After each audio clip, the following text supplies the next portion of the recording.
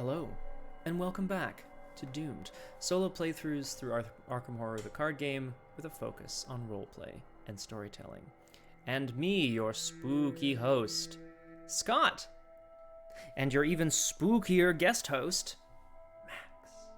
Oh, that was really spooky, Max. Good job. Welcome to today's very special Halloween episode of Doomed, where Sefina Rousseau will take on Return to the Pallid Mask set in the catacombs beneath Paris.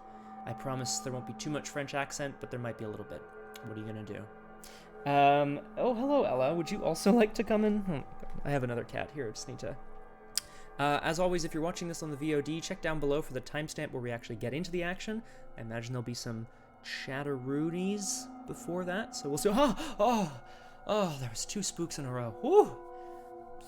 Spookings. You understand. You get what I'm getting at. Ella, where do you want to sit, bud? Ella's looking at Max like, it's my lap. And she's looking behind me on the chair, being like, can I sit on this chair? Dom, hello. Hello, Kung Fu Fenris. This is Max. Oh. Just want to make sure that we all get a good look at him. Monster ancien cavaliers. Not quite that in Paris, I don't think. Ben non, ils ont pris tous mes baguettes. So stupid. Tom's just like, oh, very, very creative, Scott. Making fun of the Parisian accent, talking about baguettes. That's very, very creative. All right. Hello, everyone. Welcome to Doomed. As always, let me know if the baguette or pamplemousse. It's fabulous. Oh, Ella. Here, okay. Oops, sorry, guys. Okay, here's what we're gonna do. Max, you're gonna sit behind me. Ella, you're gonna sit on my lap. Okay, this is how it's gonna go, guys. You don't like that. Okay. Wait, oh, God. It's just a disaster over here. Yeah, hello. Hello? Yeah, it's probably not very nice. Well, it's because we're doing the catacombs of Paris today on this very special Halloween episode of Doomed, which I'm very excited about myself.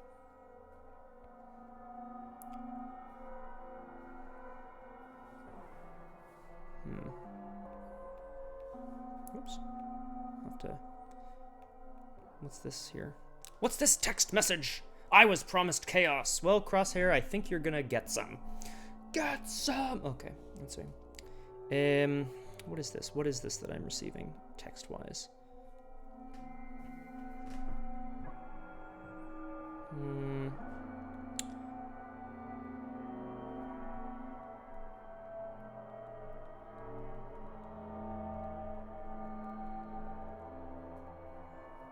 Oh, hello, Miss Rich. What's going on, guys?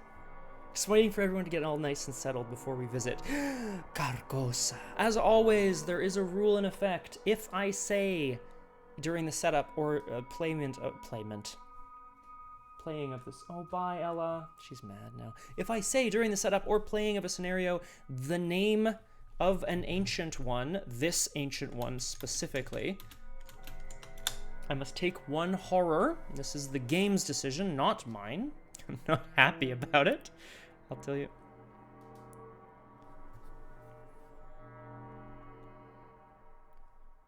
Sorry, guys.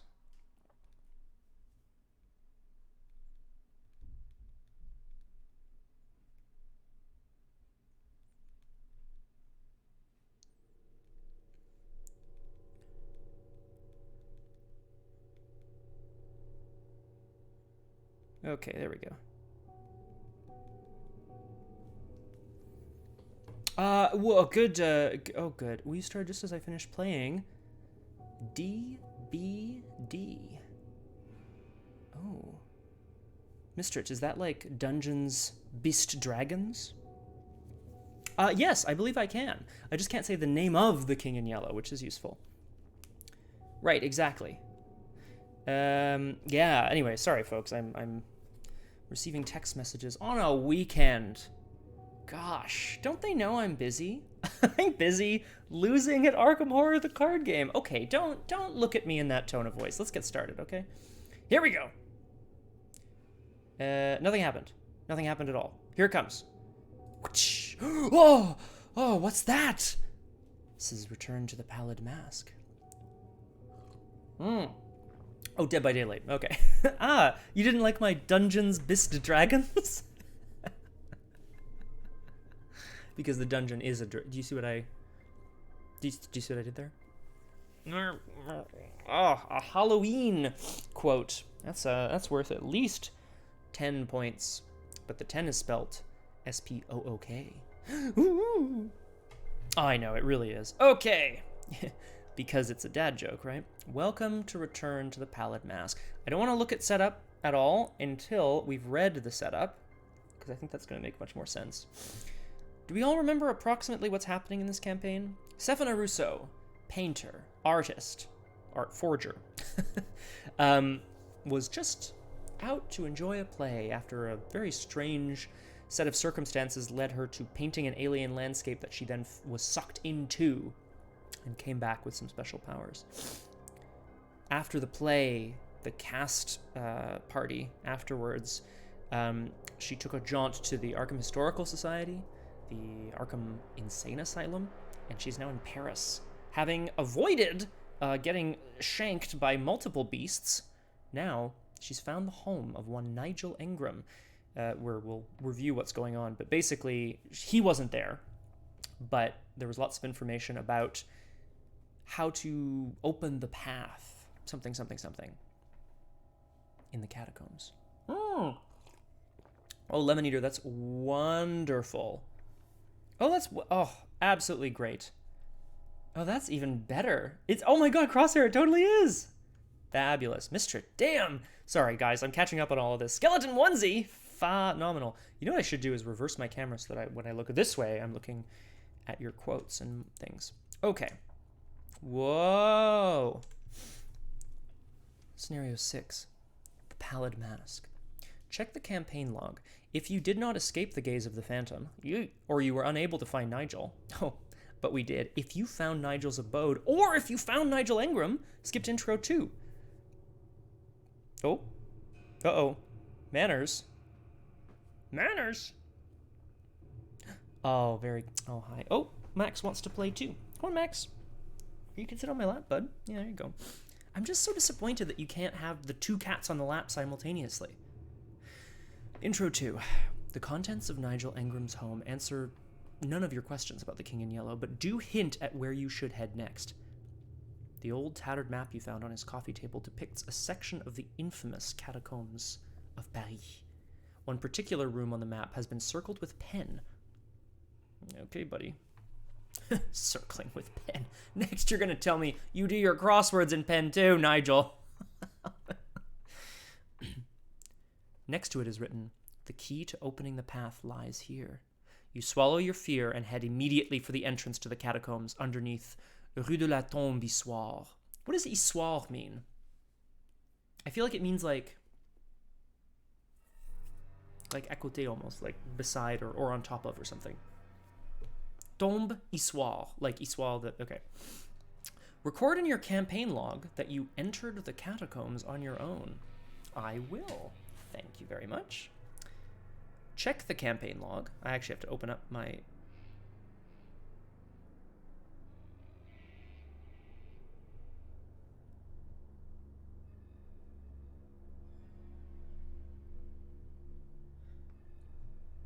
sorry, guys.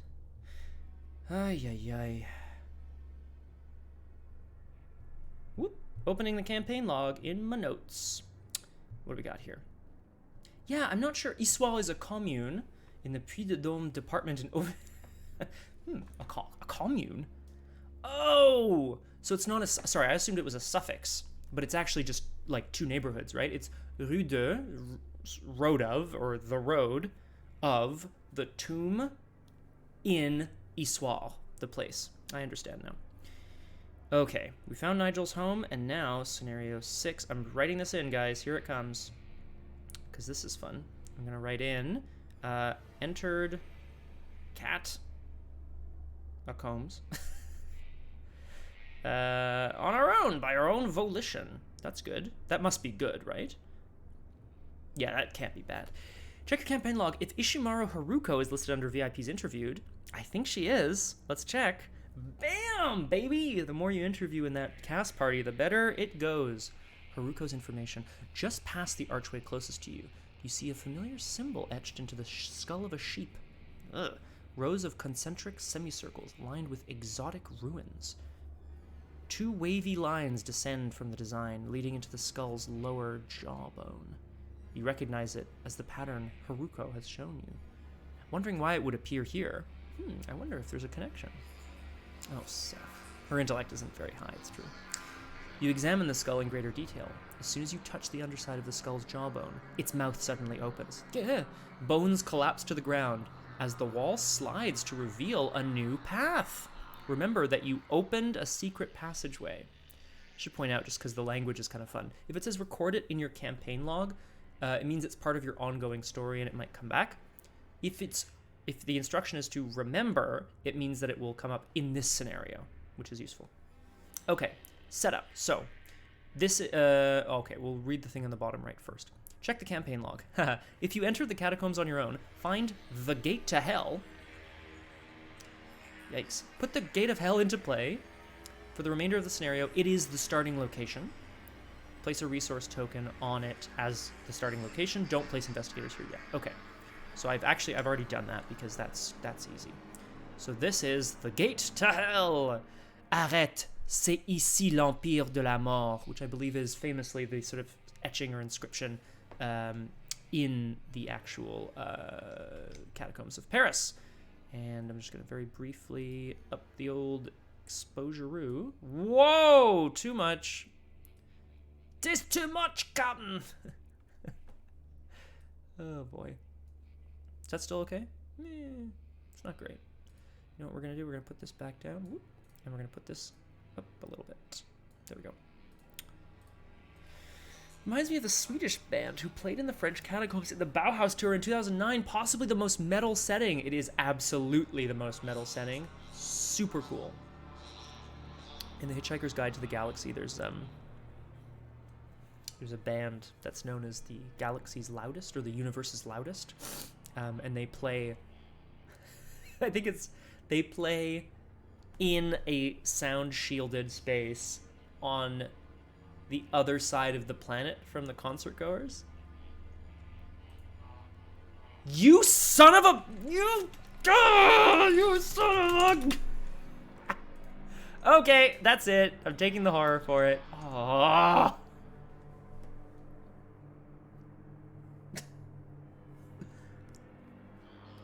Hang on. I said house.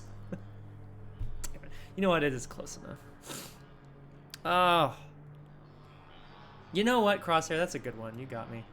You got me good, you crazy son of a bitch. Okay. Then, set all of the other locations aside. Okay, so I'm going to continue setup here. Excellent work, Crosshair. You got me. I said the thing. Is it actually a story, though? No, because the tour of Bauhaus isn't a thing. Son of a... It's going to be bad. Okay, so shuffle the Tomb of the Shadows and the Blocked Passage and 3 other catacombs to form the bottom 5 cards of the catacombs deck. Then all the others go on top. So I'm just going to show you what that looks like because I think it's an interesting way to set this up. So well, I'll just show you really briefly. This is the Blocked Passage and this is the Tomb of Shadows. So oh, I bet, Crosshair. Although I wonder about the acoustics down there. It seems dangerous. So what we're going to do is shuffle that up, and I'm going to put 3 here. These will be the bottom 5 cards of the deck. And I remove 4 of the other locations at random. And these are the top 8 cards of the deck. So, as per usual, I'm not going to shuffle that again. The 2 locations that we're probably going to need are in the bottom 5 cards somewhere.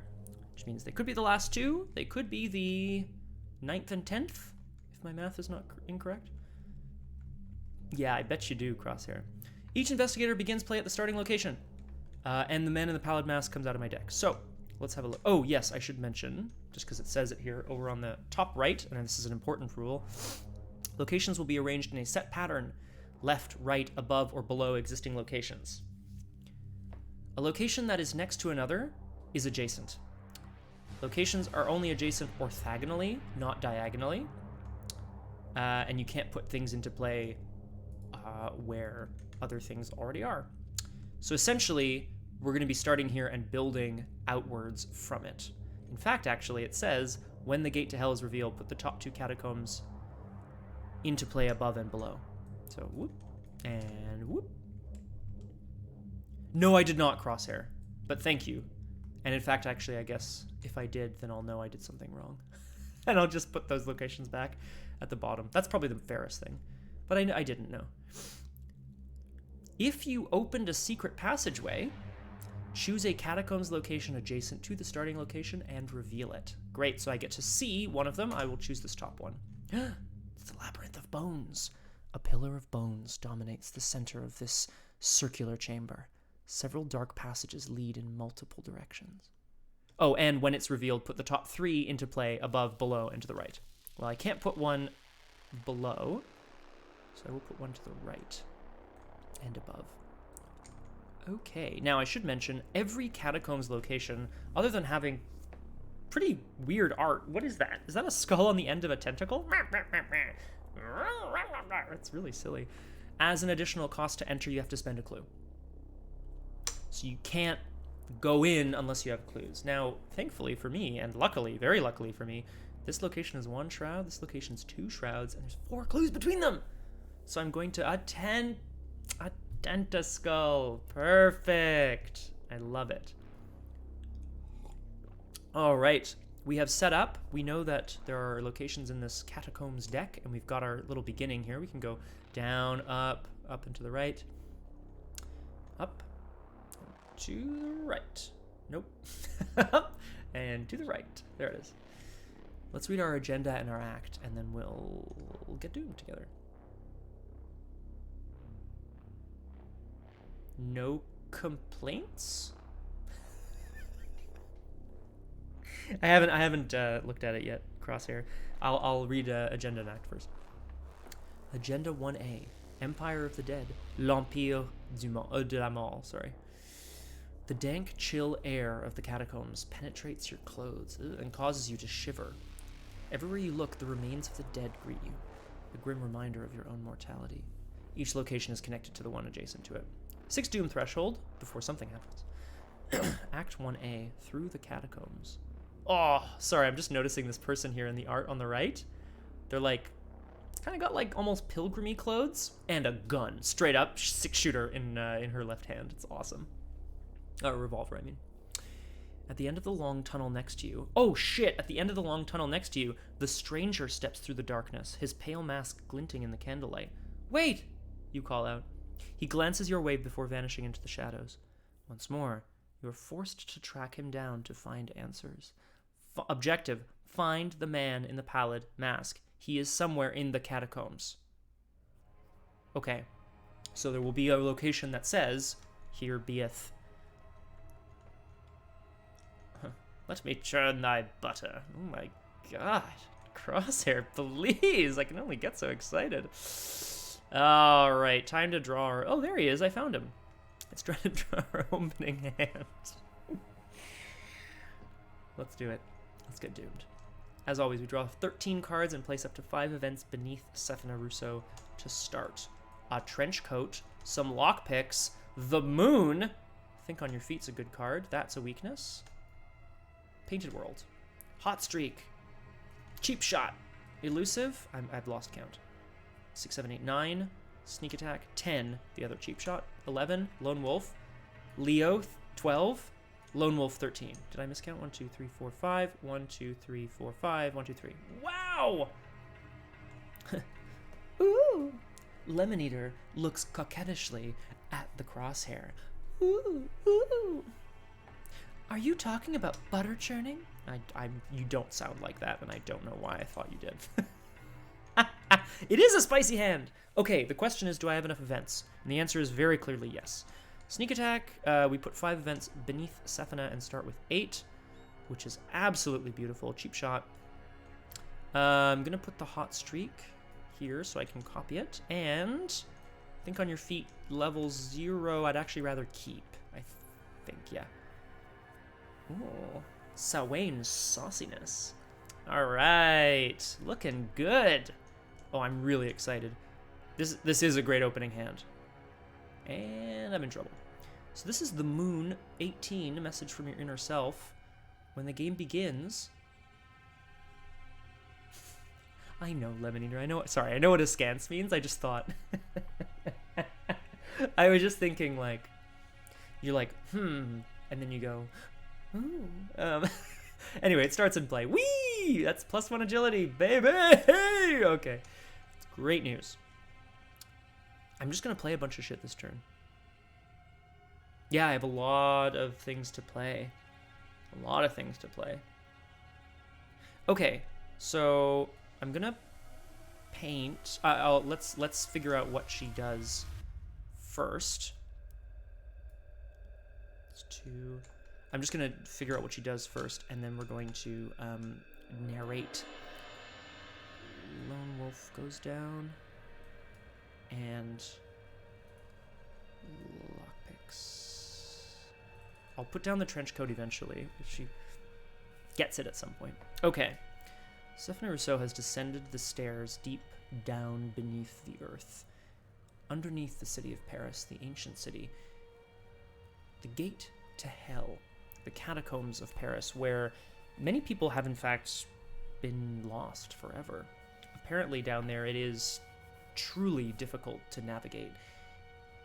Because it was not all designed at once, there are certain sections that are in disrepair, that are dangerous, that build off of each other in unexpected ways. Perfect place to hide something. Perfect place for a secret meeting. A tryst, even, well, maybe not a tryst, because there's a lot of bones down there. A lot of bones for a tryst, if you know what I mean. Hey, ho. But a place that Sefina Rousseau does not know exactly what to expect. However, lackadaisical. It's a good.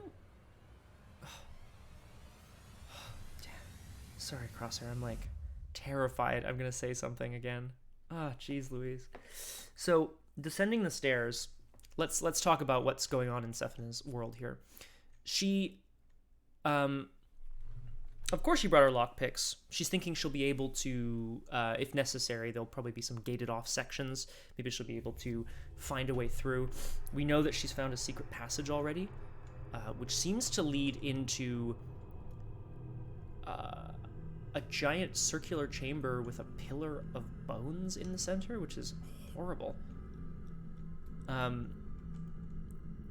But Sefina is feeling pretty lucky. Before she came in, she quickly painted herself lucky. She painted herself not necessarily sure what she needed to find, but finding something. And in that way, she knows that she is on a hot streak, so 5 resources. She, of course, has the aid of Leo DeLuca, who's not there with her this time, but he has promised to... He's in fact given her all of the information he has about how the catacombs look. So he's kind of crudely drawn a map, he's given some like directions and some thoughts, which will come in handy. Sefina is a lone wolf, and she's brought her trusty lockpicks, as I said. Pretty good opening turn. I got 4 assets down, and a hot streak. Yeah, not bad. So there's no enemies on the board. I haven't gotten any clues or anything, but she's in the catacombs, and she's ready. Upkeep draws me a backstab and gains me a resource. But this is the important part. We're going to the mythos phase. This is 1 out of 6 doom. We're going to draw our first encounter card of the game as she enters this place. Yup, 420. Blaze it. Mark it. As she enters the catacombs. Oh, God, no! It was a colossal and nameless blasphemy with glaring red eyes, and it held in its bony claws a thing that had been a man, gnawing at the head as a child nibbles at a stick of candy. This is a ghoul minion. It's 2/2/2. 2 fight, 2 health, 2 evade. It's a humanoid, monster, and ghoul. Makes sense. And it is horrible. Really, truly horrible. Was it once a beast? So, I like to think as Sefina descends, she hears a chewing and a crunching, and she looks down the hall, and then this beast looks up and its eyes flash at her. And I like to think that she just at least quirks her eyebrow and goes, well, it is the gate to hell, before running down the hall. Well, that's an auspicious fucking start, isn't it? We're gonna get a resource from Lone Wolf. Okay. Oh, I don't want to do that, though.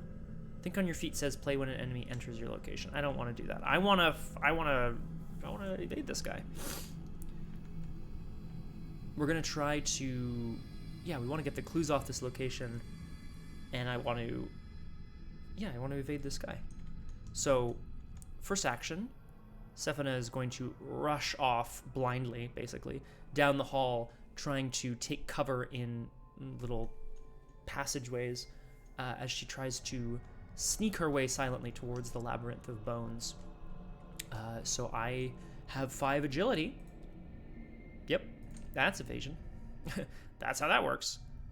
Whee! So the ghoul minion is here and evaded.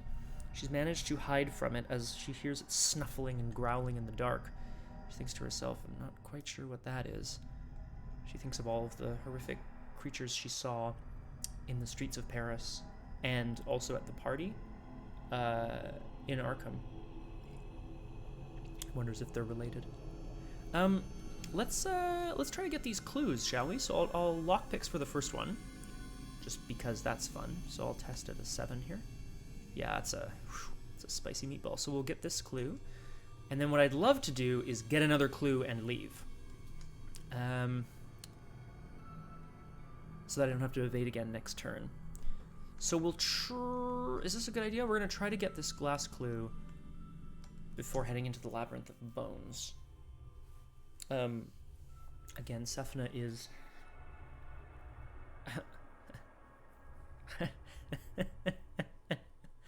Nope. Yeah, Crosshair, just remember the rules apply to you too. I know you're not technically playing this campaign. You mark down that horror if you say the name. Guys, I can't show you, but Max is fully in my lap and fully asleep, and it's really, really, really cute. Black kitty on Halloween. I don't know what to tell you. Just adorable. Okay. So we got a clue. Evaded the ghoul minion. Sefina's trying to creep towards the Labyrinth of Bones, where she feels that because it's a large enough chamber, there might be other places leading off from it. Also her map from Leo de Luca kind of shows that heading in that direction, northernly, is probably the best direction to head to try to find her way to the circled location on Nigel Ingram's map. Not only crossed your path, but also your map. Exactly. Let's just try to get this last clue. I'm just gonna go. Yeah, I'm just gonna 2. Whoa, no. So I have 2 intellect without my lockpicks. -3 is 0. Can't go below 0, which is not 1, so I don't get it. I could probably just evade it again next turn.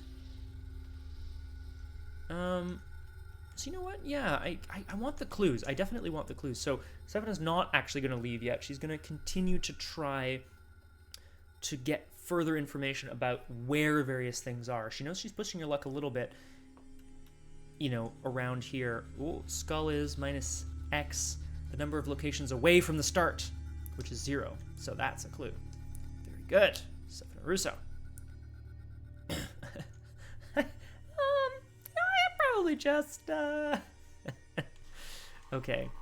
Now, because she's managed to get away from the ghoul minion already, it doesn't do anything during the enemy phase. During upkeep, though, it readies and engages us again, so now I have to evade it again.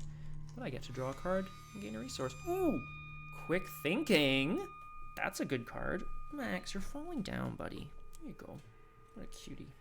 Oh, God. He's like, he's looking right at me. Oh.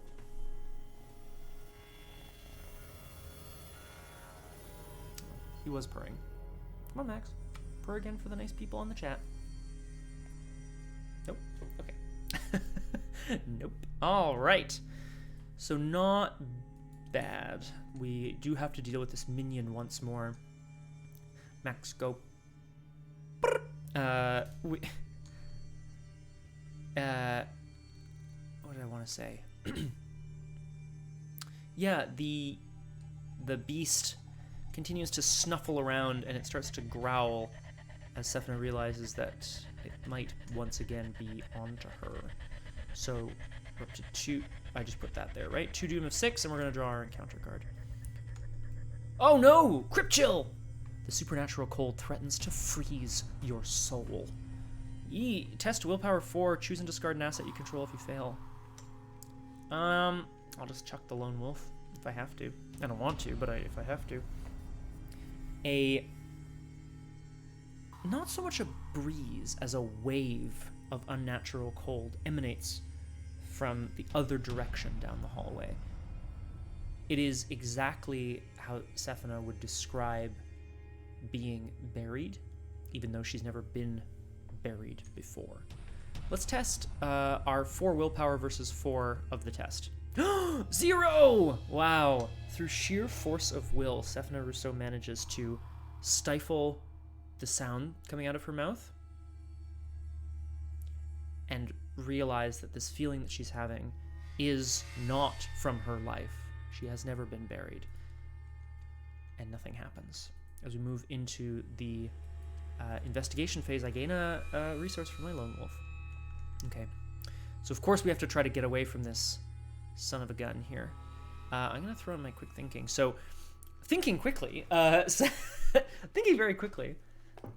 The cold never bothered me. Hydrate. Hail, hydrate.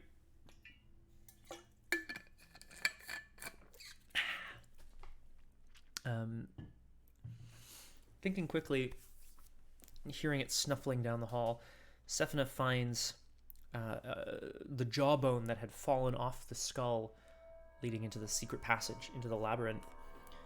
And she readies it. She tosses it across the hall, hoping to catch the minion's attention. And as it strikes the bones on the other side of the corridor, some of them begin to fall, and it runs over to investigate. So, quick thinking puts me at 6 agility. Cultist is -2, which is still 4. So I pass by 2, so I've evaded the thing, and quick thinking gives me an extra action. It snuffles over and is very interested in finding out everything that it can about what just happened over on the other side of the corridor, and she manages to stealthily zip by into the labyrinth of bones. Several dark passages lead in multiple directions. Well, here's the thing. We definitely want the clues off this location. So I'm going to use my lockpicks. She's going to check down the... Yay! Oh, Lemon Eater, is it that time? Enjoy! Hey, are you a little person? Yeah, I guess. Have some sugar! Ah! Well, that's wonderful. Damn it, Bones. I can't do it, Captain. Oh, I'm a labyrinth, not a clue factory. Very good. Lockpicks. So I have 7 investigate value versus the 2 of this location. -1, fantastic. So she easily manages to swing open one of the rusty old gates without making too much noise. And she peers down the hall.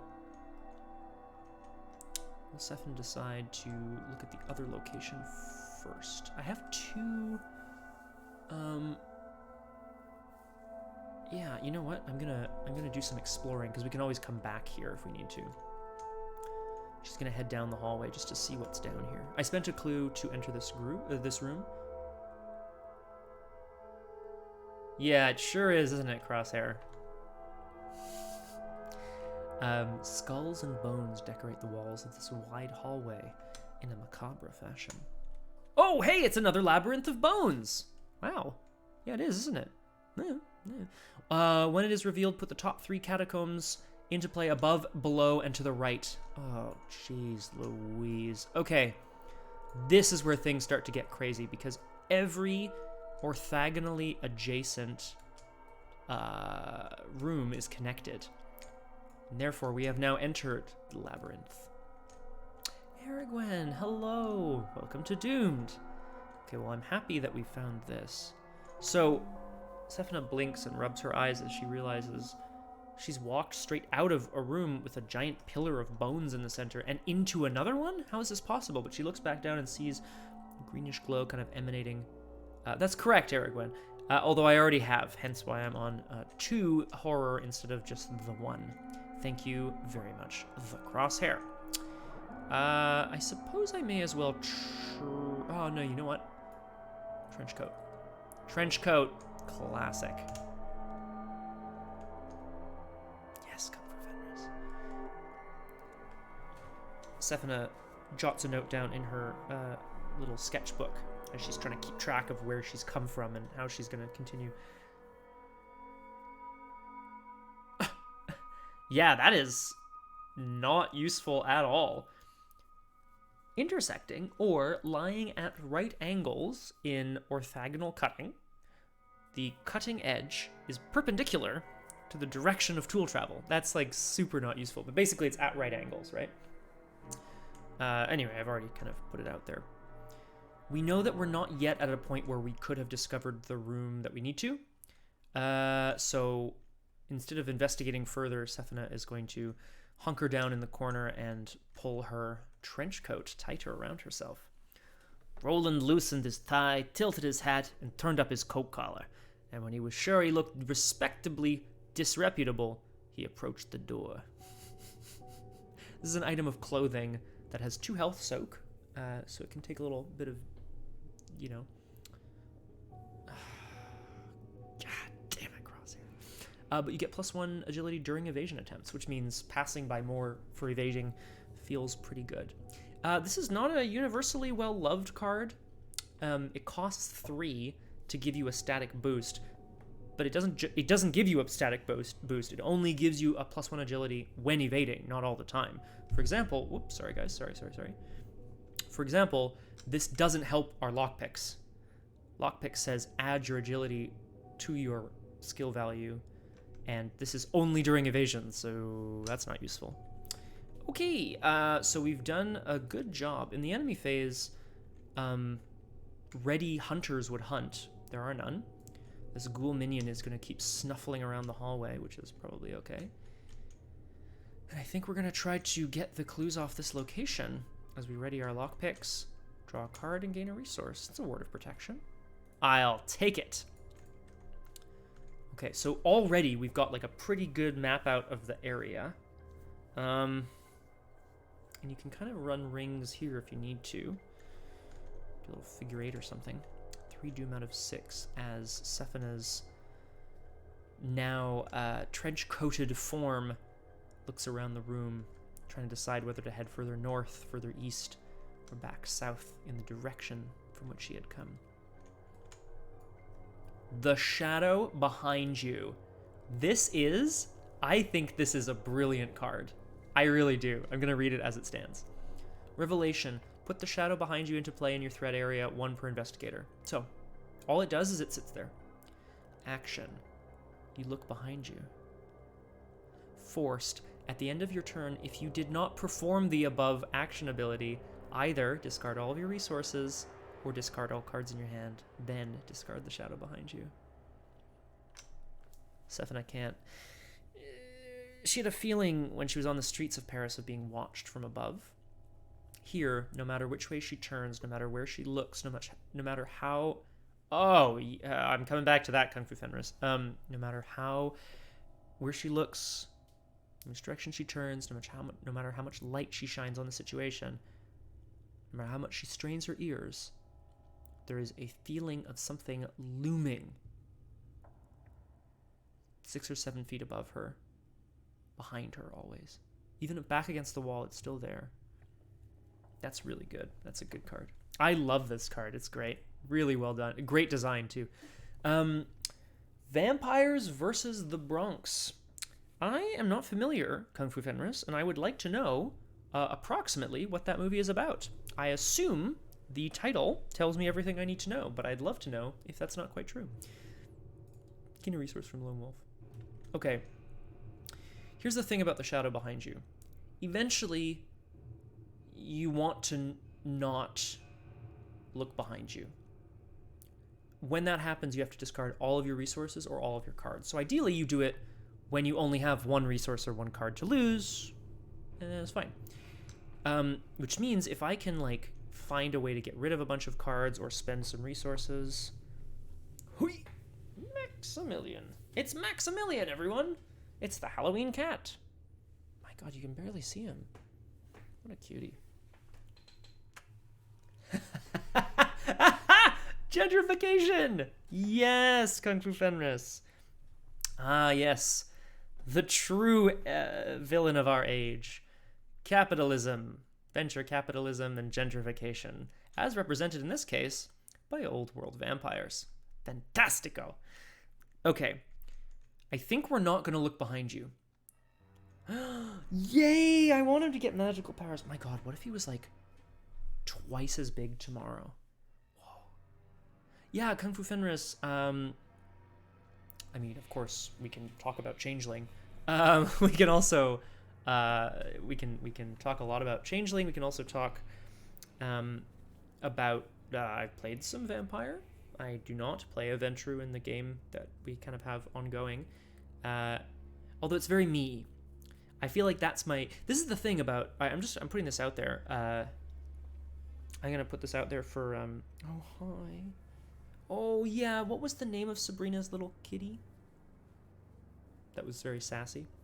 Are you okay, bud? You're tired, eh? Here, go back to sleep.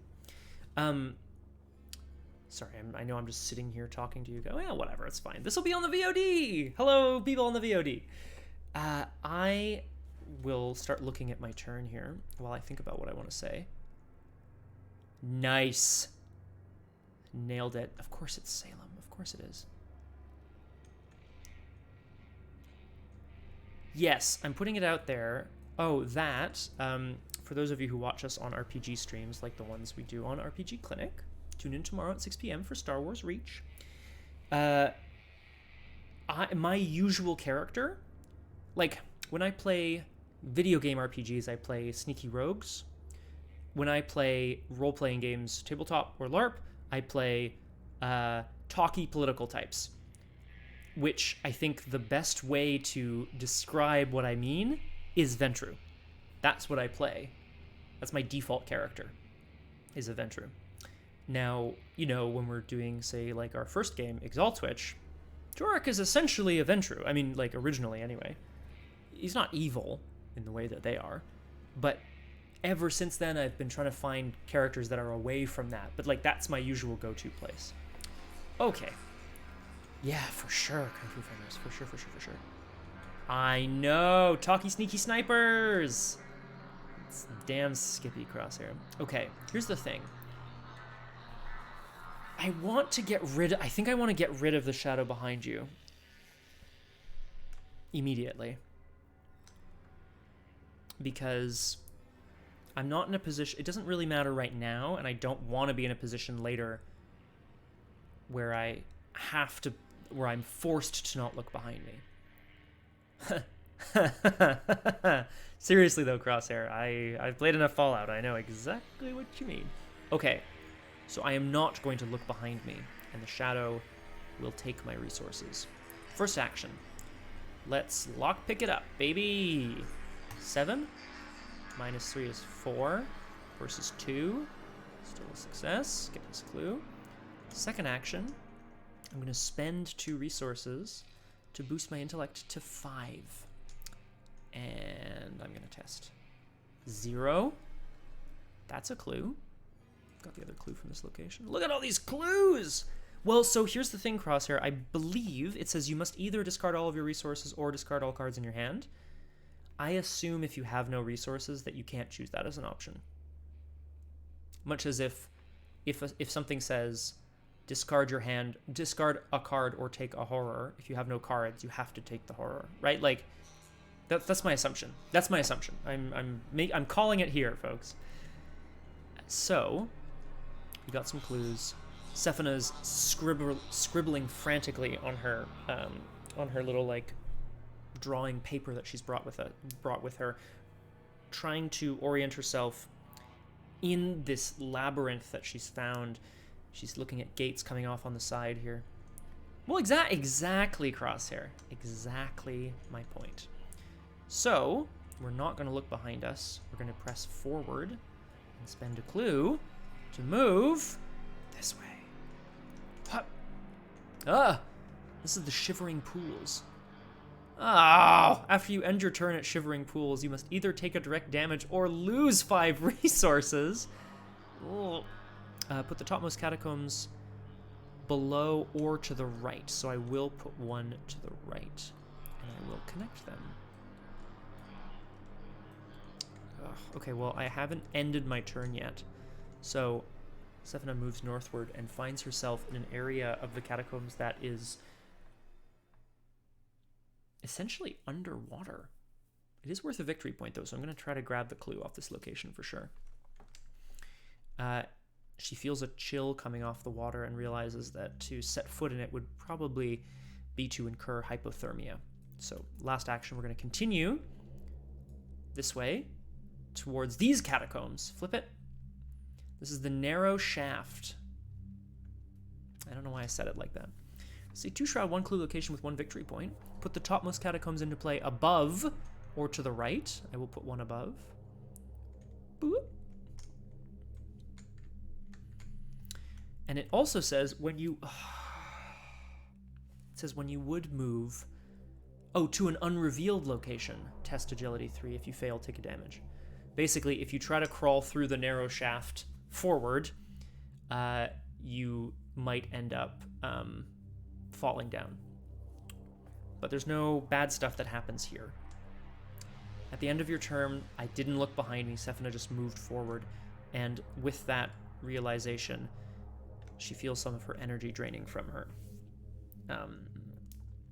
Some of her mental acuity has gone away. And I will discard the shadow behind me. But you're not wrong, Crosshair. I don't know what to tell you. Draw a card and gain a resource. It's my other lockpicks. Okay, the mythos phase here. We got a 4 out of 6 doom. I gotta find the place I'm looking for. Let's draw a card and draw an encounter card here. As she stands, she's moved away from the Shivering Pools and she stands at an entrance. There's a shaft of light coming from above. Something she's not 100% sure if that's where she... Oh, fuck. Okay, so this is one of the bottom 5 cards, which means this could be a room where I need to go. Which means I probably should try to go there. I want the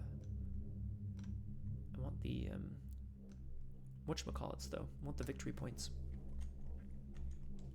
Let's draw our encounter card. Spirit's Torment. Oh, no! The narrow shaft is tormented by spirits! The howling races down the small tunnel in which she finds herself, and the echoes, the screams are amplified on all sides. It doesn't sound human. This is a curse and a geist, so it's a spirit. After you leave attached location, you must either take a horror or lose an action.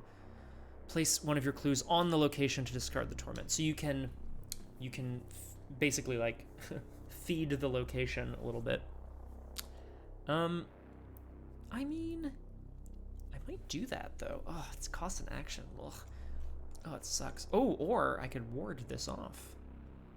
Do I want to ward this off? I wonder if that's such a good idea. Yeah, I want to get rid of it. Oh, actually, yeah. Costs a resource. That sucks. Taking a horror. So, I'm canceling the card's revelation effect. As this howling sound envelops the tunnel around her head, Sefina instinctively throws her hands up, and again that light kind of radiates out from them, and the howling dies down and disappears. I'll try, Crosshair. as we move back to the investigation phase and gain a resource with Lone Wolf. Okay. So ideally, we get the clue here. We get the clue at the Shivering Pools for a victory point. And continue? Yeah, that's what we do. So Sefina is obviously, naturally, spooked by the howling that came from above. She might need to go there, but for now, she's just going to head back to the Shivering Pools, where she's going to try to get the clue off this location here. So I have 7, essentially, and I'll commit the other lockpicks to be an 8. Sefina's looking to in the waters for any sign of how to get around them without having to go through them. She doesn't want to freeze to death. Yes. Okay, so that's 8, so 6 versus 5. I have to remove a supply, but I get the clue. Third action, I'm gonna move in. Sefina spots something glinting down in the water, and she reaches down and pulls out a piece of the pallid mask, worn by the man in the pallid mask, the stranger. It's incredible. She doesn't know how she knows, but somehow just instinctively holding it, she knows that's what it is. She knows she must be right on his tail. I spent a clue and I moved, right? I spent a clue? Yeah, and I'm moving into this catacombs here on the right. This is the Sea of Skulls.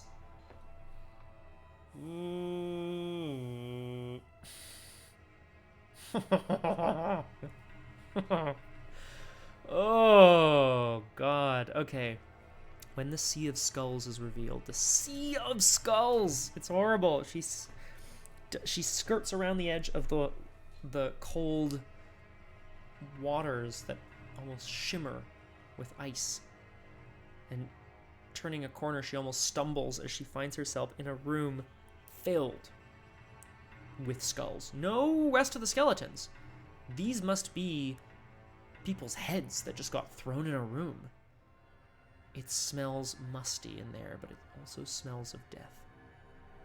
Put the topmost catacombs into play, above, below, or to the right of the location farthest from it. Mark it with a token. Sea of Skulls is connected to the marked location. So the furthest location is probably this one. Let's check. 1, 2, well, okay, 1, 2, 3, 4, 5. Yeah, for sure. I'm not even gonna bother. I'm going to put that location there, to the right, and I'm going to mark it with a horror token, because they are now connected, which is fantastic. The Sea of Skulls leads somehow down to the bottom of the catacombs? Doesn't make any sense. And after I end my turn here, I have to either take a direct horror or choose and discard 3 cards from my hand. I don't want to do that. So instead, we're going to leave. I'm going to spend a clue. Yeah, I'm just going to spend a clue and go. It's connected, so I can just do this. Whoop!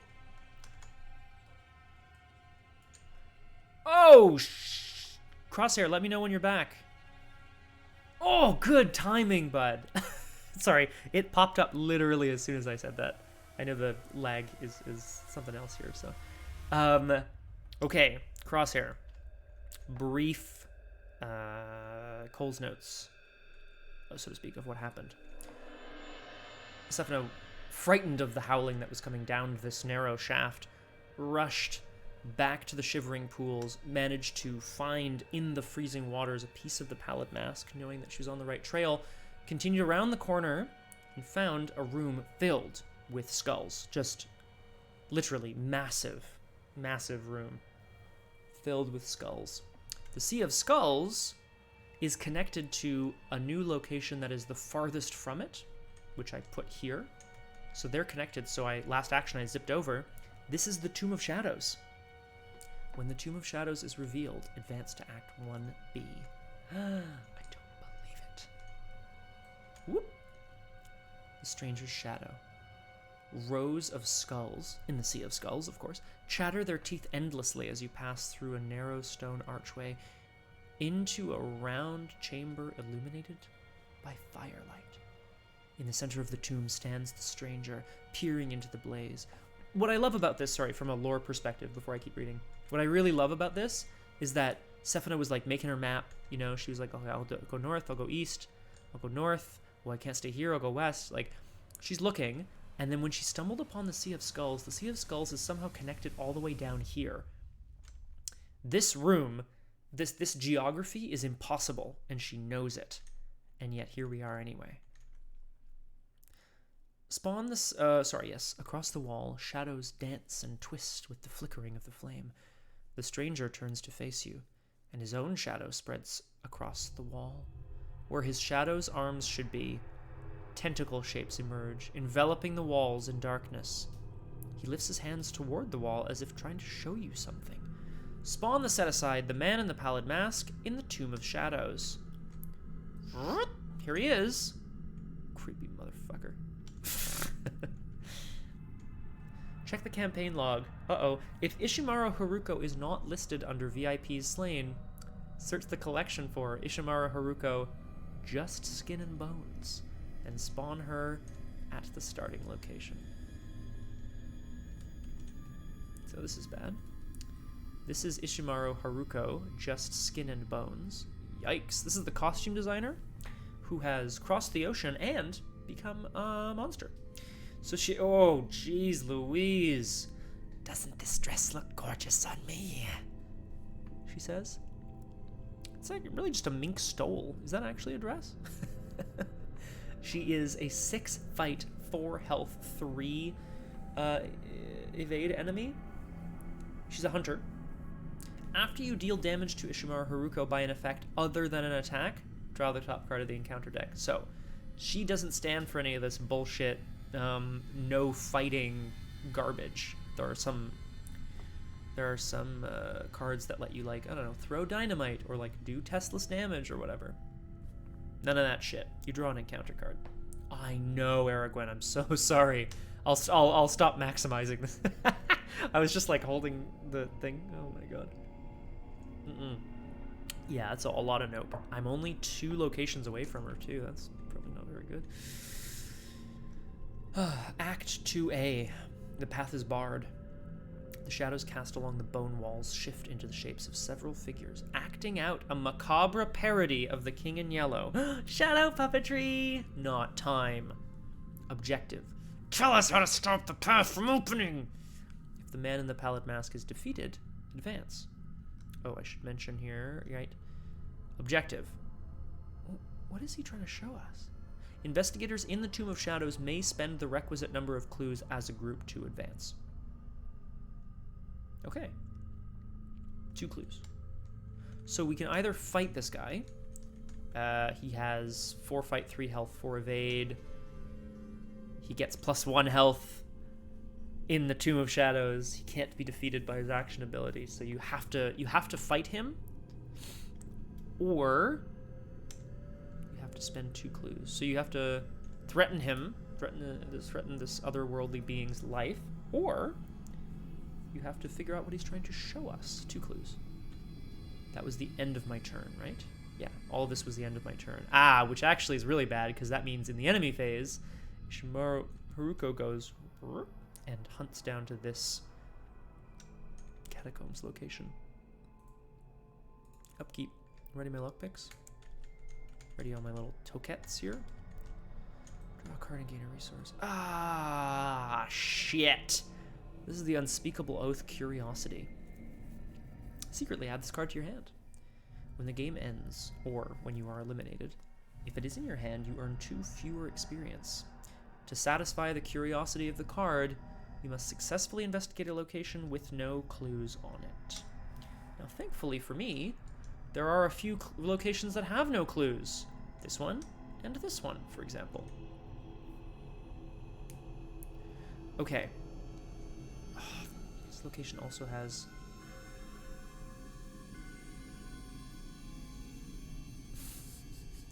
It's a party, and I'ma assume the position. Ugh. I would love to be able to get both the clues off this location so I can get a victory point. But I definitely do not need Ishimaru hunting in here. I can evade her pretty well, and I can take a little smack from the lady if I need to, I think. So let's see how mythos shakes down, right? We're at 5 out of 6 doom before something happens. Draw an encounter card. So here in the Tomb of Shadows, the ground shakes as something moves towards the Tomb of Shadows, and Sefina studies the walls, hoping her artist's instinct will kick in and she'll be able to decipher something about the crazed, shadowy figures dancing across in the candlelight. Oh! Fuck. So this is a poltergeist. Ooh. Hi, Irvana. Yes, you can. Now I'm in big trouble, though. This is a poltergeist, so it's the screaming ghost from earlier, as we all know. It cannot be damaged except spells, relics, or encounter cards. I do not have any spells or relics because Sefina did not lean into her mystic side, just into her rogue side. You can also parlay. You can test your intellect to attempt to banish the Geist. If you succeed, deal it a damage. So I'd have to pass an intellect 3 test twice.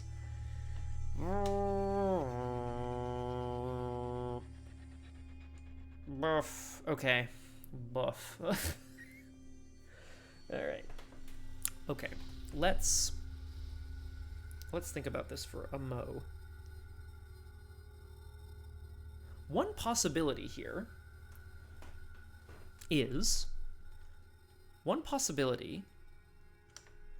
I need to spend 2 clues in the Tomb of Shadows. I have 1. So, if I evade this guy and then get the other clue, I could just spend it and see what happens and just try to rush down the rest of the scenario. Yes! Crosshair! Here it comes. Look at this. Overwhelmed almost instantly. Just in a moment. Crying out for your mommy. Okay. Narrow Shaft is also worth a victory point. It only has 2 clues on it. And I could investigate there with the Unspeakable Oath.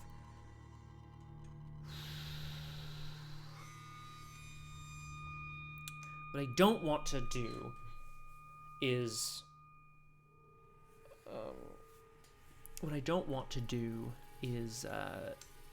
just sit here and just, like, evade things and look for clues. It wouldn't be bad to get another victory point over there. But I'm just wondering if I should be running. One of the last locations that were put into play was one of these. That was one of them. And then there's still a few. Oof, that's the other thing. If I go here, I might place more. Okay. Sefina is going to try to figure out what's going on. The Shrieking Poltergeist has returned. She's going to attempt to evade it by ducking around a corner, basically. I get a resource from Lone Wolf. Oh, and actually, I have +1 during evasion attempts. So I have... Oh my god, think on your feet. Ooh! Oh, that's great news. Oh, that's great news. Think on your feet 2 says, play when an enemy enters your location. Move to a connecting location. In other words, when a creature like, say, Ishimaru Haruko moves into my location, I can just yeet myself out of the room as she enters it. The room, that is. Let's try to evade this thing, shall we? I have 6 agility. 6 minus 3 is 3 compared to the 4. Let's try again. 6. Cultist minus 2. Evaded. And then I think I want to try to get the clues off this location, right? I want to get rid of the Unspeakable Oath curiosity. That's what I need to get rid of the Unspeakable Oath. So I'm going to investigate here. The howling of the poltergeist, who is now levitating and hurling candles about the room, is making it almost impossible for Sefina to study the shadows on the wall, as puppeted by the man in the pallid mask. But she is scribbling down what the images look like to her in her notebook on a separate page. She's going to attempt to interpret them so that they're not moving quite so crazily. It's 4 shroud here, and I have 7. -1. Fantastic. I don't need to think. Let's get a clue. Now I could spend these 2 clues in advance. Maybe that is the best idea. Maybe that's a really good idea. Yeah, let's do it. Scribbling the pages down. I still have an action after this. Perfect. Scribbling the information down on the page. Sefina begins to... the drawings. Sefina begins to realize that it is not, in fact, the motion, the flickering of the shadows on the wall is in fact part of the effect. And by replicating it, she starts to make sense of the performers and where they are leading her. So let's advance and see what happens. What is he trying to show us? Act 2B, Behind the Mask. If you spent clues to advance, recognizing that the stranger poses no immediate danger to you, unlike Ishimaru Haruko, the monster, and the poltergeist, you study your surroundings and the strange shadows along the wall. He takes something from the fire, and the shadows twist and distort once more, revealing a strange diagram. Mark 2 Doubt in your campaign log. So I have, I believe, 2 Conviction and 2... Now I have 2 Doubt. Ooh, I wonder what that's going to do. Remove the man in the pallid mask from the game. Advance to Act 3A, leading the way. So he just disappears. Put him up there. No, this is Act 3A, the way out. But we're advancing to Act 3A. This one, leading the way. The shadows along the walls of the tomb begin to coalesce. Strange runic symbols twist into the image of, oh my god, a building with a tall tower that could be anywhere. Its spire reaching up towards the ceiling. Notre Dame? Who knows? It's Paris. There's like there's probably 1,000 of these. Then the stranger beckons for you to follow and disappears through the stone archway behind you. Ignore the forced ability on blocked passage. If each undefeated investigator is at blocked passage, advance. Blocked passage was one of the locations in the bottom 5. So it's either still in the deck, or it's this location, because this is one of the 5 that I put into play. Which means I need to get out of here. I could try to get this clue, but I think it's going to be better for me just to try to get out of here instead. A victory point would be nice, but I have a feeling I should try to get away from Ishimaru Haruko. Oh, and I can't. Balls.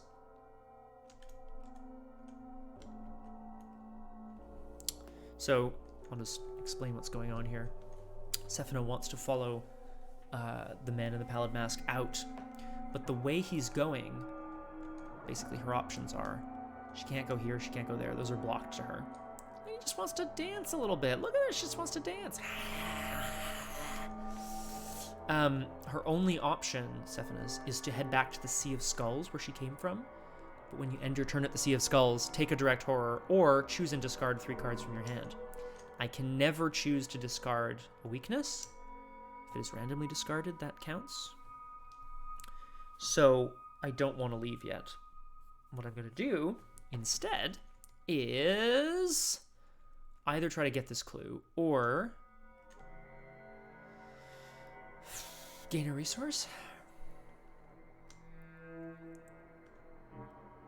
I could try. Why don't we try? No try, no success. Am I right, Crosshair? So, I'm going to try to get this clue. It's 4 Shroud. I have 2 intellect. I spent 2 resources to boost my intellect to 5. So I'm going to be a 5 versus a 4. Sefina is... The poltergeist has vanished for now. And just before she leaves, she's going to turn back and try to draw out the image of the church spire. Exactly, Crosshair. 5 versus 4. Let's see if she can get the image down in her notebook. Damn it! -2. Son of a... No try. In the enemy phase, Ishimaru Haruko hunts into the room, but I am going to think on my feet, which is 0, and it says move. Yee! It's now, because it's past the end of my turn, I don't have to do the forced effect here, so I'm just going to leave.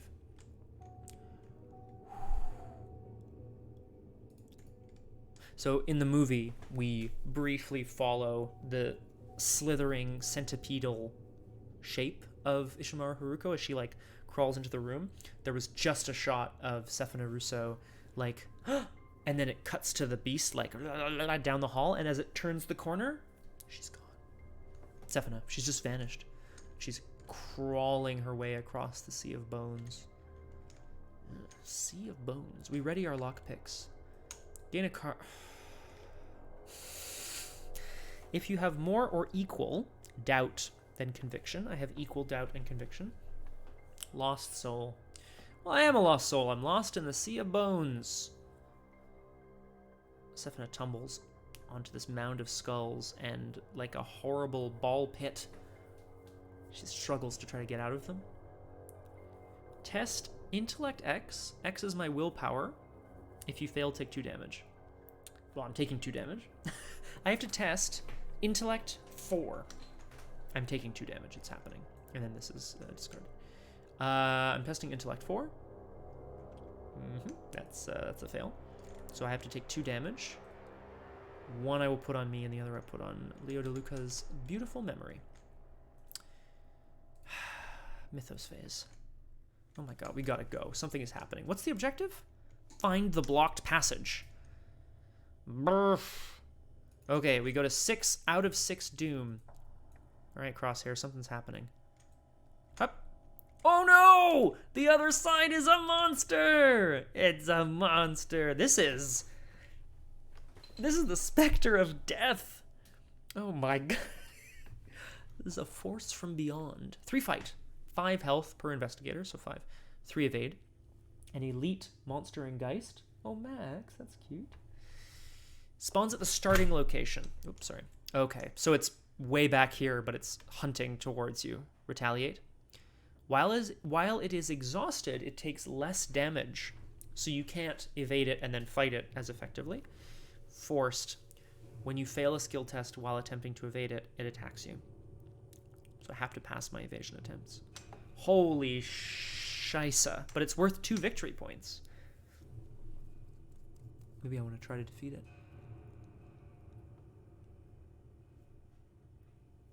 Yeah, backstab. Evade, punch, something. I don't know. What the hell am I going to do? What the hell? Oh, and I have to draw an encounter card. That horrible shrieking sound. Oh, the poltergeist readies as well, of course. Here in the Tomb of Shadows. Horrible shrieking sound emanates back from the gate to hell as Sefina tries to stand and scramble across the sea of bones that she finds herself in. Let's draw an encounter card in here. It's the... Oh! Discard a humanoid enemy at any location and spawn corpse dweller at that location. If there are no humanoid enemies, it gains surge. Hunter and retaliate. Okay, so basically, if there's a humanoid enemy, this thing bursts out from inside of it. Humanoid? No. Monster? Lunatic Elite? No. Humanoid, yeah. Monster Geist. Oh, son of a bitch. Alright, the ghoul minion explodes as the corpse dweller takes its place. Oh my god. Okay, no more victory point hunting. We have to get going. Oh my gersh. Okay. Ideally, I would investigate a location that has no clues on it as well to get rid of the unspeakable oath. Oh, 1 resource from the lone wolf. Okay. So the smallest creature becomes a bigger creature. Hooray! Yeah, exactly. Oh, okay. Ishimaru can hunt directly to me. 1, 2, 3, 4. 1, 2, 3. Yeah, so it'll be faster for them to go this way. So I have to get out of this location. I don't have any clues. I don't have any clues. We get a clue from the shaft. And then try to go upwards to that other location. Hello, Max. You've returned. Maximilian, what do you think I should do? Okay, Halloween cat. Assist me in my decision-making. You're very cute, buddy. Very soft, too. Oy, oy, oy, oy, oy, oy. So the thing is, of course, in Arkham Horror, the card game, and I think as far as role-playing goes as well, every investigator needs different ways of dealing with the mythos, the enemies of the mythos. Some investigators love to stand and fight. Roland Banks, the Fed, for example, can get clues from defeating enemies because he's a baller like that. Because he's an investigator, you know, a Fed. Seekers don't generally like to fight. They're not fighters. Rogues generally like to evade. Mystics love to fight with spells, and survivors have some sort of in-between. Yeah, I guess, eh? Crosshair? I think you're right. I think I have to... The alternative is get this clue and check here. No, this is... Sorry. This wouldn't be to check. This would be a new location that would spawn more locations next to it. But I think I'm going to be better served going up there. So, we're just going to run. 1, 2. We're here in the narrow shaft. That's 2. Oh, I can, like, sneak attack. And okay, I just need resources. We're going to lockpicks the location. Yeah. Great. That's a clue. And then I'm going to actually not go yet. I'm going to try to get rid of the curiosity. So Sefina rushes back to where she heard the howling the first time. She feels, whether or not that's true, that the howling from the poltergeist that she just encountered in the Tomb of Shadows is in fact the same as the howling from the shaft. So she feels like perhaps there are no beasts here anymore. But something is pulling her to investigate. Something is calling to her to crawl up through it. Even if that's kind of dangerous. I'm going to do it. I'm going to investigate here and try to clear this unspeakable oath curiosity. And I'll do it with the lockpicks next time if I have to. No. Okay. So, big fail. Enemy phase. Hi, Max. Max, what happens to all the enemies? They hunt. Hey, wait, excuse me. Mwah. Okay. So the Spectre of Death. So the Spectre of Death hunts up here. Whoa. It got bright. Ooh, ooh, ooh. That looks like stupid now. Oh, I know what's going on here. All right. Please hold on to your butts for a second here, folks. Oh, nice. All right. Comfy Fenris. Hello, Graspy Loot. Welcome to a Halloween episode of Doomed. I'm just going to, before this, well, here, I'll show off the cat. Thank you, Max. I'm going to just do this, which will cut the light in the room and make it spookier, but also, God damn it. There we go. But also, it will ideally, hi, Max. It'll ideally cut the big shiny spot of light on my face. Son of a bitch! How is that possible? Where is it coming from? I don't understand. I don't understand where that's coming from. Oh, it's just on my screen. Oh, Scott. Oh my God, what a dummy. You guys don't see a spot of light on my face, right? I see it on my screen over here. Oh, skirt. Wait, can you see it? Ah! How is it possible? Oh! Oh, because it's reflecting off the screen onto my face. No, that's worse. Where is it coming from? I don't understand. There. Okay. Ah, I I see you now, you son of a bitch. Hui.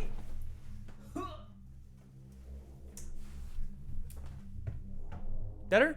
Better. Okay. Not great, but still better. Sorry about that, folks. Folkaroos. Okay. Yes. Graspy Loot, did you enjoy our movie night the other night? And there's the other one there. Ah, judging your other card game. Oh, Netrunner, you bastard. Kung Fu Fenris, glad to hear the movie has a seal of approval. I'm excited to watch it at some point. Graspy Loot, hello. Graspy Loot, was it you who mentioned that you were going to be, last time, running a one-shot of Late, and how did it go, if that was you? Maybe that was Requiem. Shoot. Anyone remember? Sorry, guys. Okay, we're back. What the hell was going on? We were moving everyone. We had the Spectre of Death. Hunts up. The Corpse Dweller. Hunts up. Ishimaru Haruko takes the shortest possible route, which is to the Sea of Skulls. Oh, hi, Max, buddy.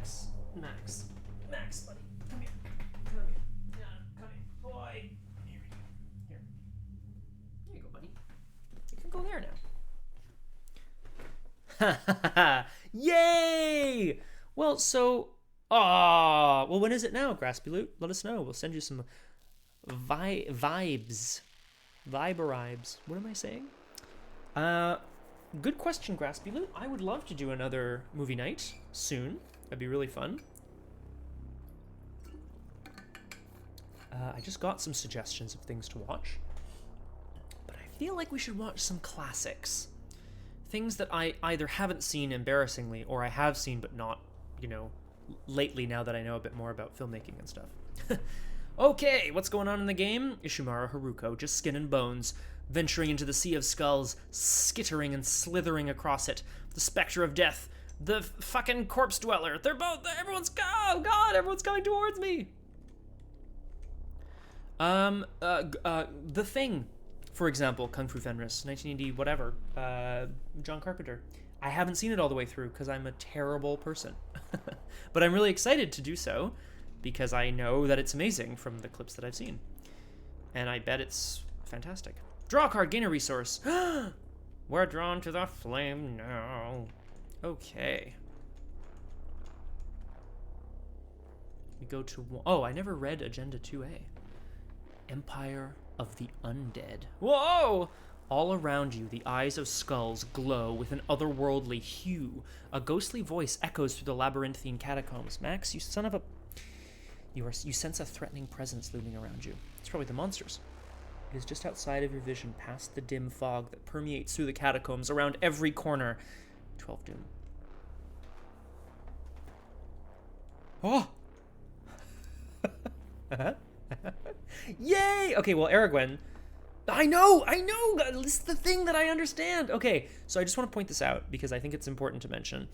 You all know, Liz, not a horror movie fan. She very, very bravely, both of us, watched and enjoyed Host the other night, and Bly, which was great. Whoa, Max! You crazy.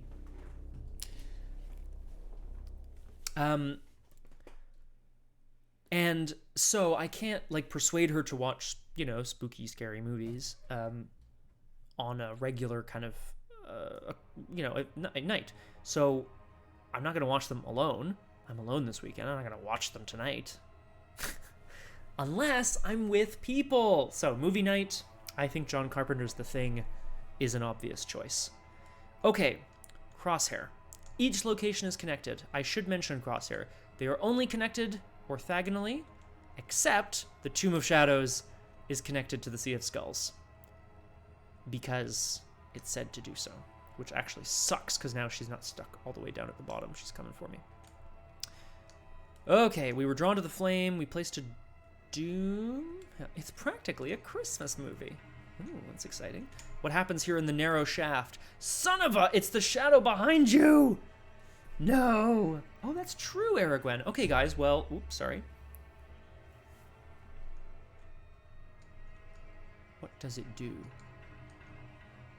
For the remainder of the game...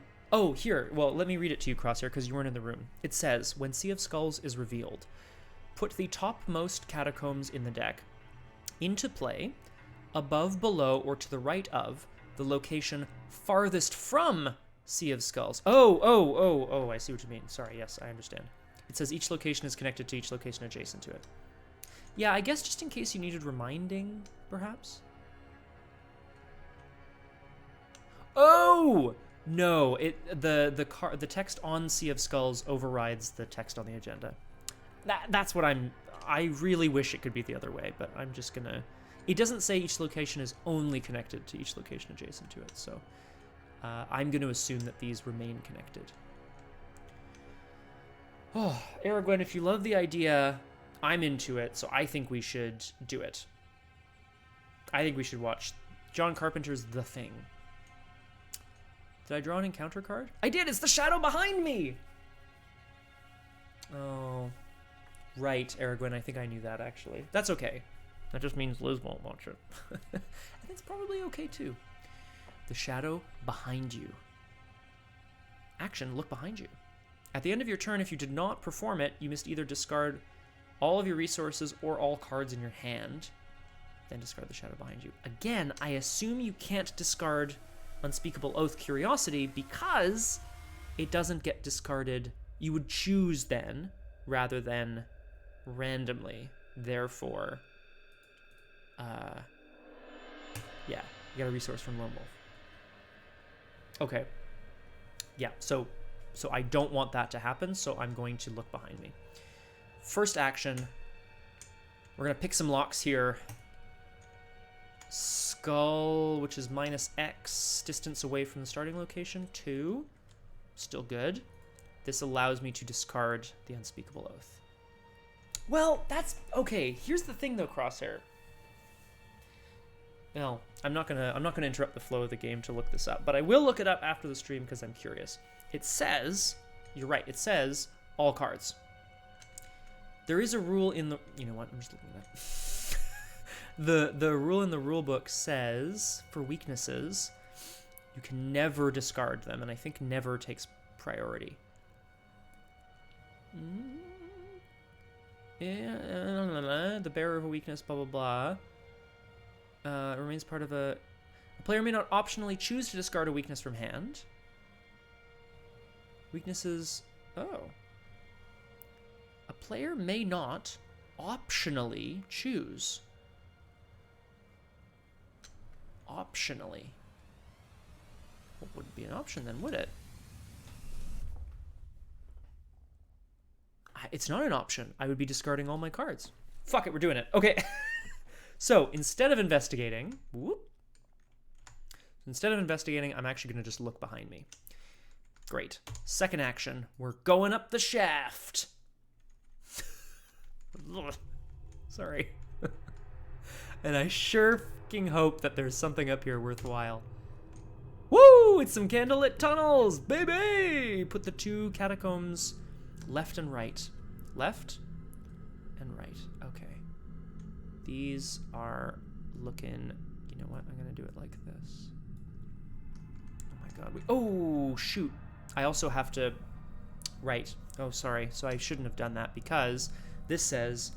No. It's great, Crosshair. Thank you. It says, when you would move, test Agility 3 if you fail. So instead, I'm going to look behind me and then move, and I'm going to test Agility 3 as I try to clamber up the shaft.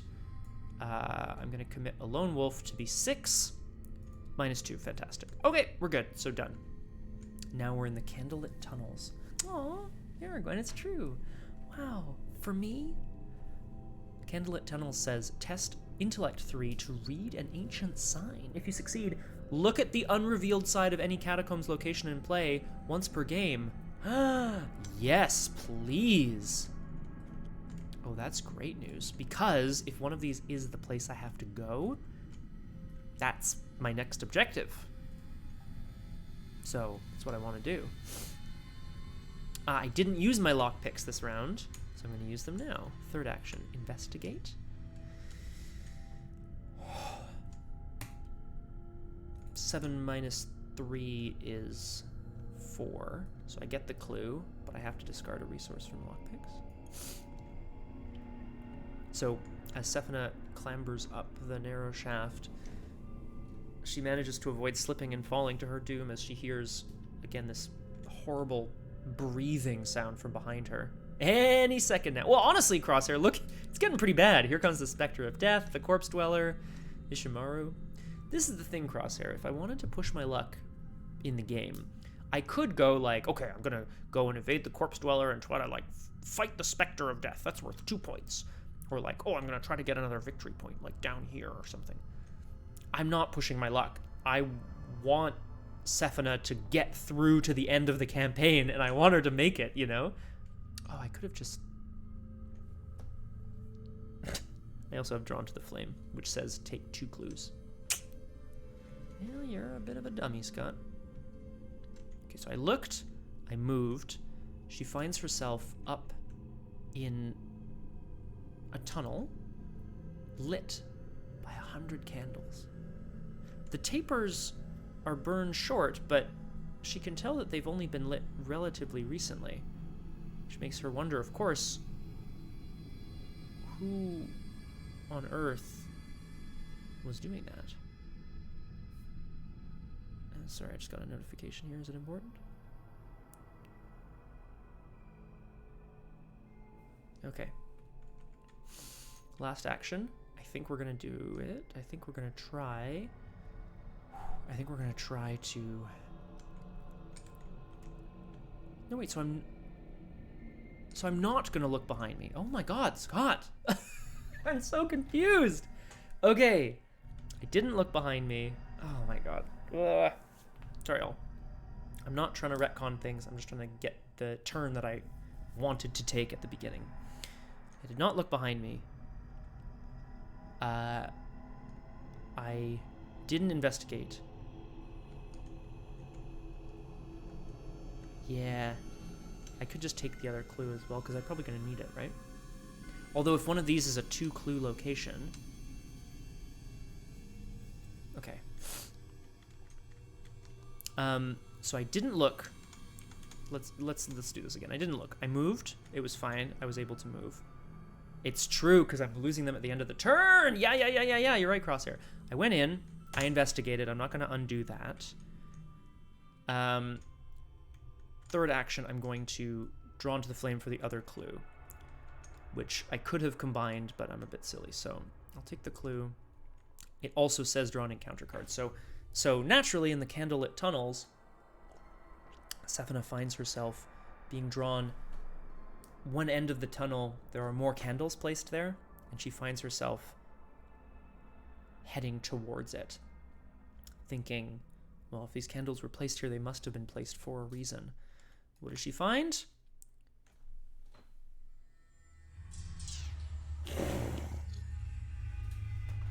I think you'll like this better, Crosshair. This is the malformed skeleton. Jesus Christ. It's a hunter. It's a monster. Holy shit, what is this? When it would resolve its hunter keyword, so when it would hunt you, if there are no investigators within 2 locations, move it to you. So it teleports to you. This skeleton is connected to all other skeletons in all of the catacombs. In other words, this means in the catacombs beneath Paris, all of the bones actually make up one big, terrifying skeleton creature that, like, has tentacles and arms and femurs and shit all throughout the catacombs. When it attacks you, it deals either its damage or its horror instead of both. Okay, well that's okay then. Hey, guess what my last action's gonna be? Oh, that's right. It's going to be to try to get away from this fucking Scalello-Leeton. No, they're not, Crosshair. That means that it is everywhere. It is everywhere! Oh my god. Okay, so we're evading the creature, and I'm going to toss this backstab in to be a 7. Oh! Oh my god. Try as she might,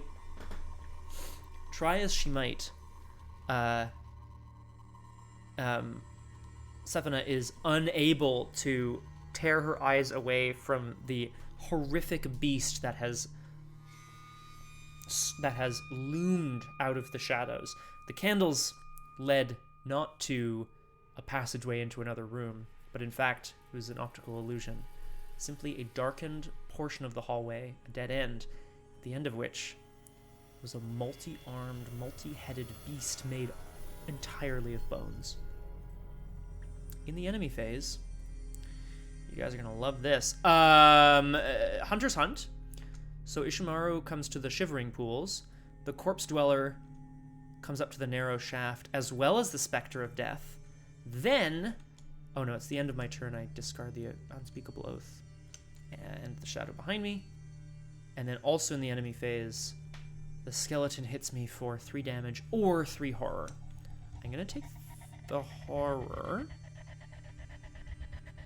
because I can put 1 on Leo and 2 on me.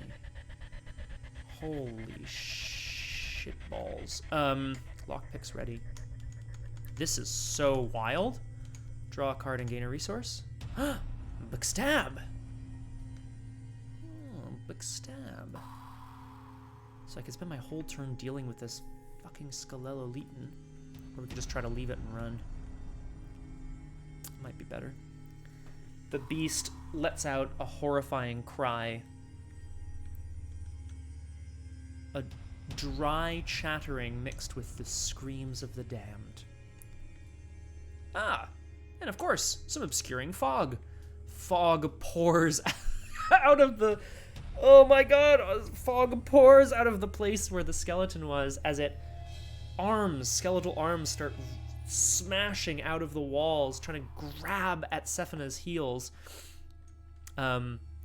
I wanted to check one of these places, but I will not be doing that. I am just getting the hell out of here. The fog doesn't do anything mechanically. It increases the shroud of my location, but there are no clues left on it. Thankfully, good shout, Crosshair. In the investigation phase, I gain a resource from Lone Wolf, and I'm getting out of here. 6 minus 4 is 2 evaded.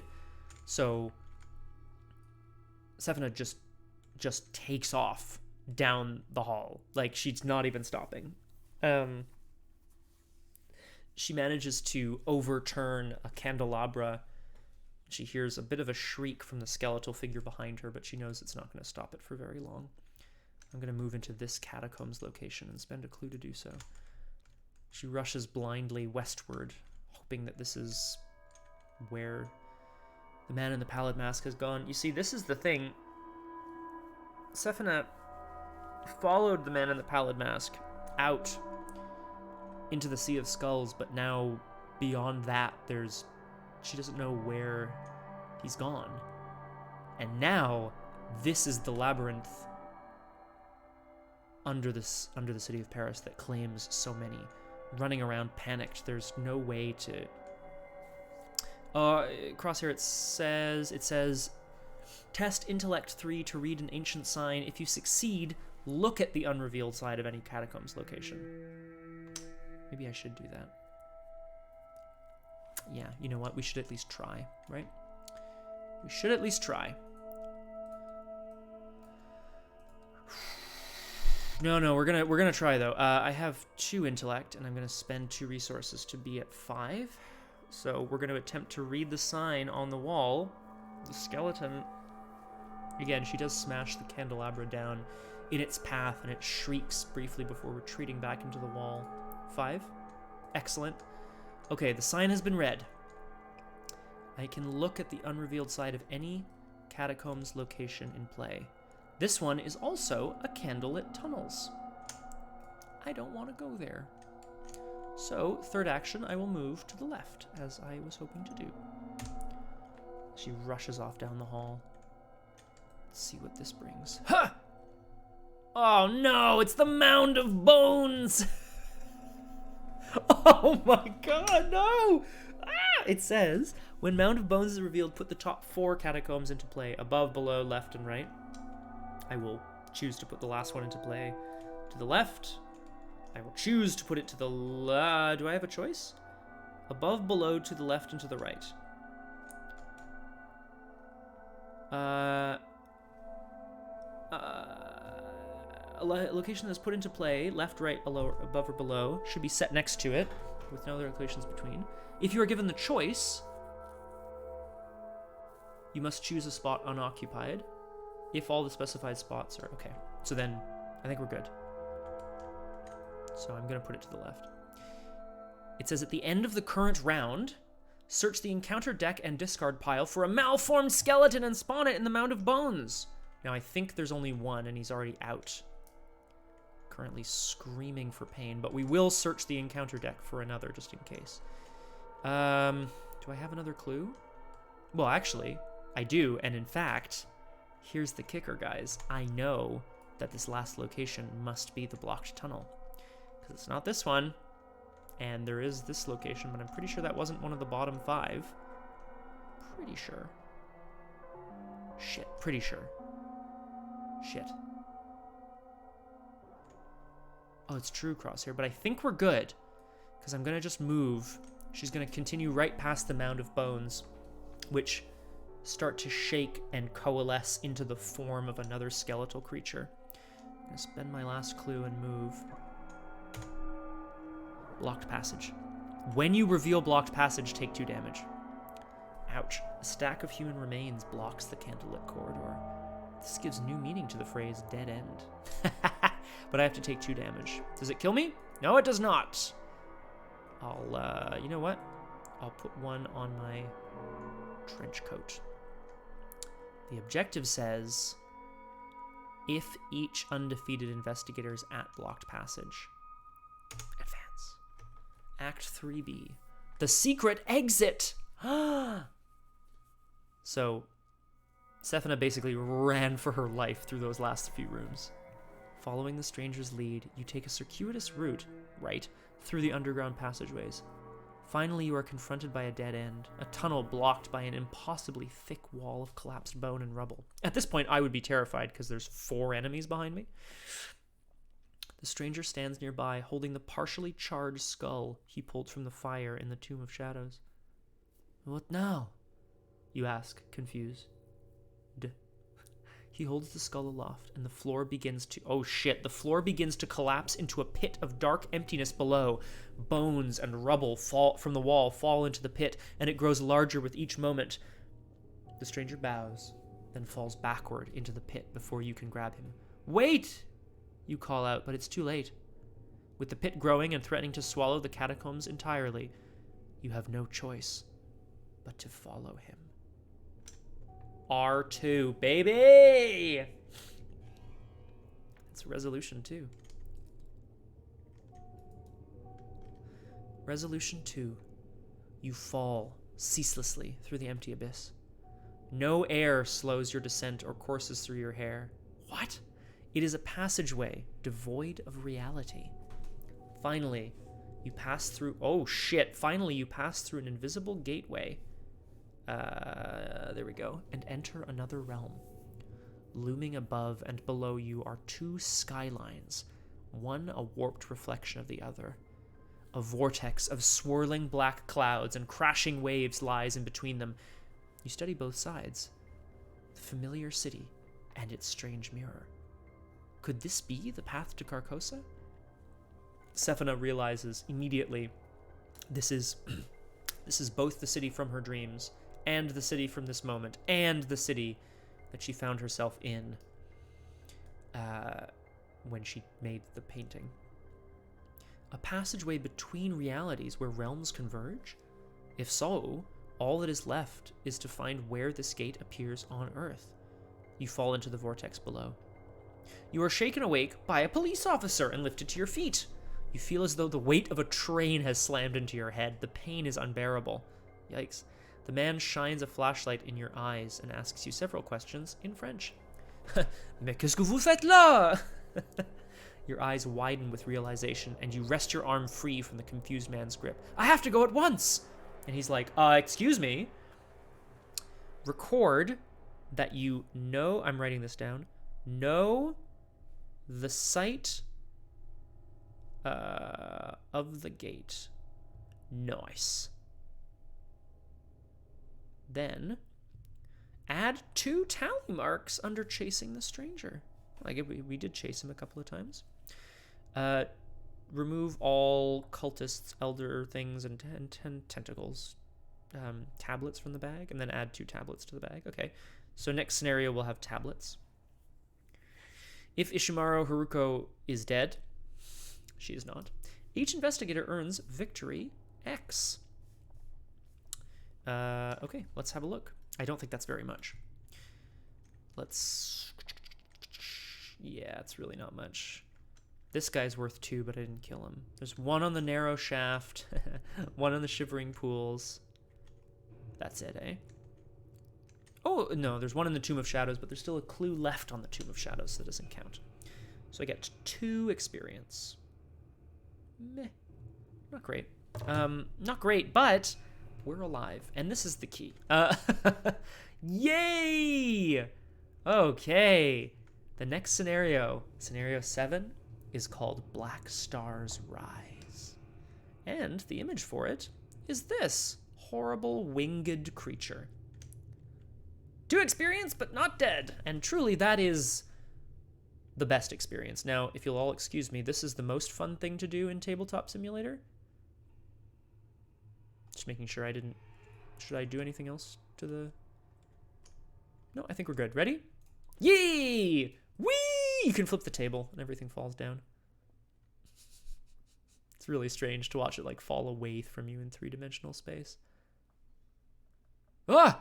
Oh, I only just noticed you. Hello, sir. Whoa. I actually only just noticed all of this art behind me. I've only ever looked in this direction. So cool. I know. So disappointing. Hooray! Well, everyone, we did it. We've beaten the game. Aragwen, are you streaming at 5 p.m.? I believe you are. Okay, whoop. Save that for later. Excellent run with much dread but minimal fuckery. Crosshair. That's the idea. No, I just was trying to survive, you understand. So, okay. That was great, guys. I think that went really well. Here's the thing about Doomed. I feel like it's very funny, actually, and it's just probably just the way it's kind of gone, shaken out, as these things often do. If you go back and watch basically any of my VODs of the standalones or the previous campaigns, Zoe or Agnes, trash. Basically fails all round. Basically failed everything. Sefina Rousseau in Return to the Path to Carcosa, basically slamming it, win, win, win, like no problem. I think evasion is really useful, especially when you have stats like this. And I think being able to pay to succeed tests feels pretty good. I did Kung Fu Fenris. I mean, one. The thing about this scenario, or the thing about the game KFF, if I may, is that even if you are defeated in a scenario, usually you're not done in the campaign. You take a mental or physical trauma, and you, cup your testicles in your left hand and waddle over to the nearest casino. Woof. Oh, okay, Crosshair. Well, I hope you can. We'll be doing something on Tuesday, November the 3rd, whether that's a movie night or a stream. Who knows? Could be fun. It's been a blast, folks. So, just a reminder that tomorrow time is changing here in Quebec. I wish it weren't, but it is. So I hope that, I know, Aragwen. Oh, friendship is a disgusting booger. Oh, no. Oh, he really wanted to get laid. I know, he really wanted to get laid back then. It's all the dads. Aragwen, it was all the dads. Okay, folks. Announcements as per Crosshair here. 1. There are other streams happening in the coming weeks, specifically Star Wars Reach tomorrow at 6 p.m. Eastern Standard Time. Daylight Savings Time ends tomorrow here in Quebec, which means, well, our clocks go back an hour, but it doesn't matter. Just check the time zone converter that I'm sure all of us will be posting, and come see Star Wars Reach. I hope it is a good time. Also, we'll be doing other fun things throughout the week, I have no doubt, and I agree, Graspy Loot. You know what it is, Graspy Loot? It's probably John who came on the stream and was like, oh, my boneritis, or whatever, and that's what Doc says. Kathy's 24-hour charity stream. Well, I won't be allowed to go over, but maybe I can do some sort of online game with her. You know, she likes to do her own thing, but I haven't seen Kathy in a while, so that would be fun. Classic John. Pew pew. So, Star Wars Reach tomorrow at 6 p.m. Eastern Standard Time change. Aragwen will be streaming in about 15 minutes. That's where my clock is, apparently. Which we will definitely be tuning in for. Aragwen, I can't wait. Are you still playing... Fuck. Are you still playing Fuck? Are you still playing Song of Horror? It's not called Song of Horror. That's a game I'm going to play. What are you playing? Damn it, what's it called? And then, of course, other streams throughout the week, which I hope you're able to tune into. Oh, it is! It is! Okay, great. Oh, fantastic. No, it's going great, Aragwen. That's the sound it makes when you cheer bits.